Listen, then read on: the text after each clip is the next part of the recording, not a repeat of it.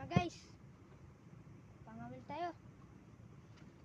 So mga guys, nagkaskas nga pala po tayo kagabi mga guys. Hindi natin nakuha ng video kay gasibad-sibad kasi mga guys. Baka maputol natin kaskas, masambat ang tuksilyo. So mga guys, nagtesting tayo ng nagbuya-buya mga guys. So yan po, mabuya natin ang kaladlad na po dyan sa laut na ito. So mga guys, nagtyaga-tyaga po tayo magpangawil para po may kita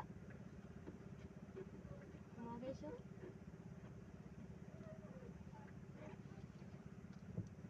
Oh, bisugo mga guys.